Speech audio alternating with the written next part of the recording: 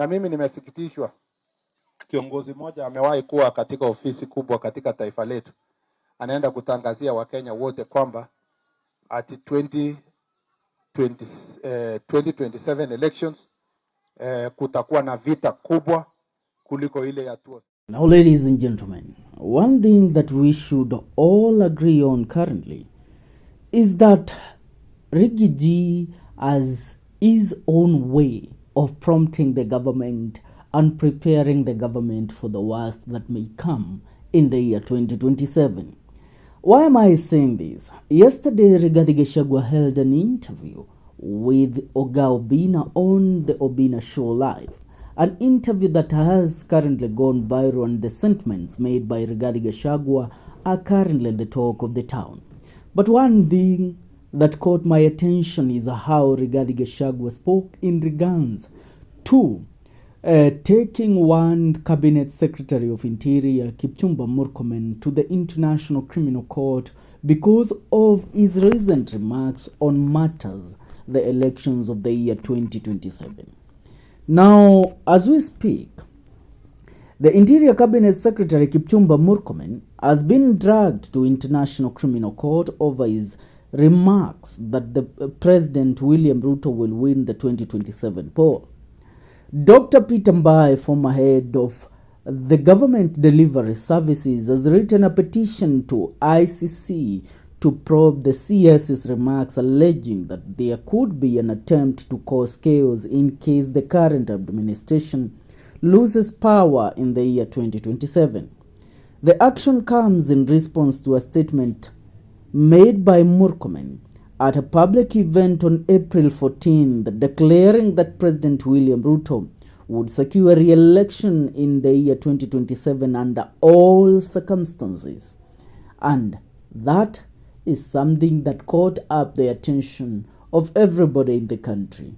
Now imagine a Cabinet Secretary of Interior, a man that is supposed to safeguard everybody in this country, declaring that no matter what, the president will win an election.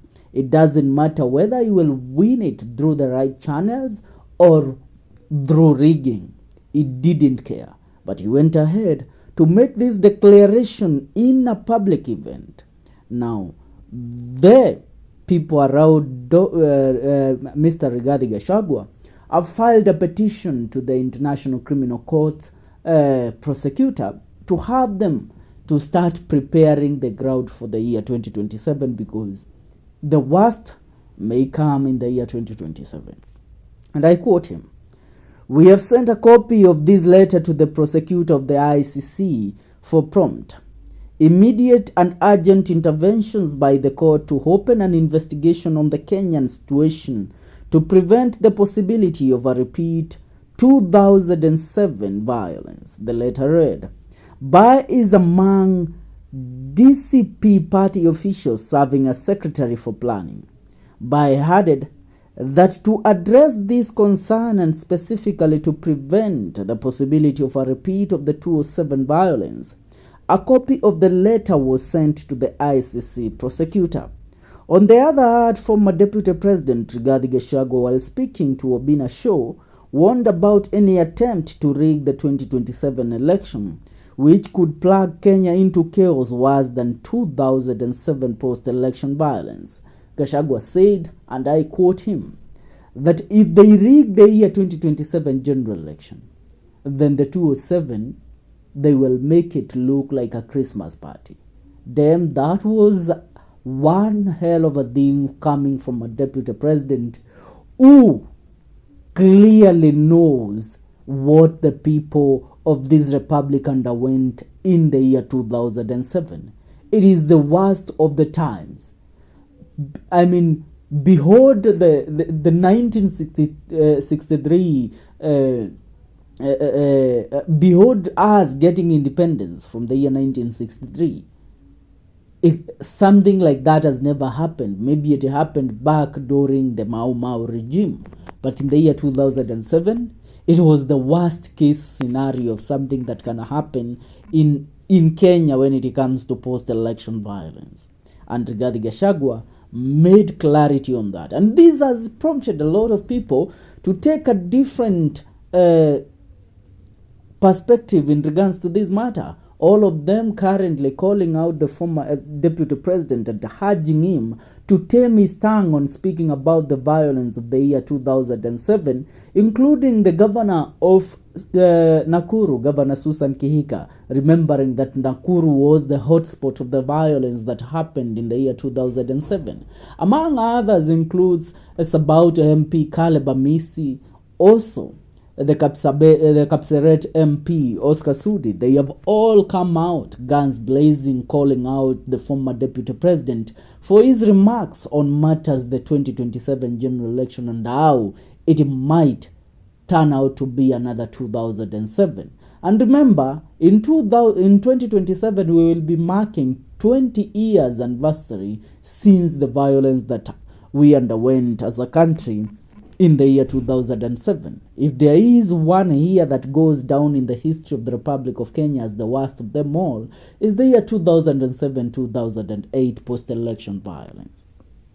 Now, Gachagua dismissed suggestions that powerful insiders or the so-called deep state could influence the outcome, arguing that reforms at the polling station level have made rigging virtually impossible.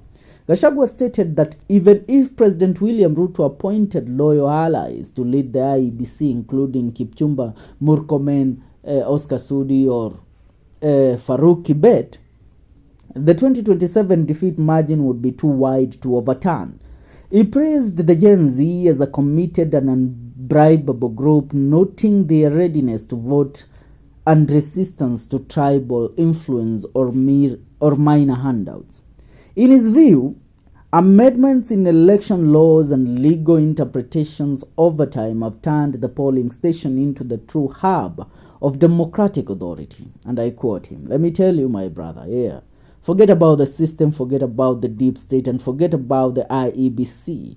Nobody can steal a presidential election." But one thing Gachagua failed to tell us is on how they won the 2022 general election. Yet we all know that they refused to open the servers. Him and President William Ruto, and even after Ruto, joined hands with Raila Amolo Odinga to serve the state, they have never opened up the IEBC servers to confirm to us who really won the elections of the year 2022. That is one of the many stories that are currently taking over social media. But let me tell you on this move of going to file a case and a petition against the Interior Cabinet Secretary at the ICC. This is what they do. They prepare the crowd. And Gachagua is preparing the International Criminal Court on what might befall Kenya in the year 2027. Why am I saying this? You know, when it comes to such matters, the people that are called out, remember the Ocampo 6. We had advisor to the president that was Francis Modhaura. We had then the police commissioner, Ali Mohammed, Mohammed Hassan, I think, and others. But when it comes to this, you will realize the people that are always pointed out includes the Inspector General of Police, the Cabinet Secretary of Interior, and the circle around the president. Now, the circle around the president currently, we know it's Oscar Sudi, Farouk Kibet. Now, these are the names that might come up in the reports of the year 2027 if anything bad might happen into this country. And if something bad happens, now Gachagua and the team will have prepared the International Criminal Court. They will have been prepared. They will have prepared them because they had already filed cases against these people, telling them that these people planned to rig the election and you didn't take action in time, and that's why we are into the current situation that we are in. That will be actually what they will want to do in the year 2027. I would love to hear your take in regards to this matter. Do you think that Rigathi and the team are taking the right trajectory towards approaching the elections of the year 2027? Leave a comment on the comment section. See you in our next video. This is the Kenyan Daily Report.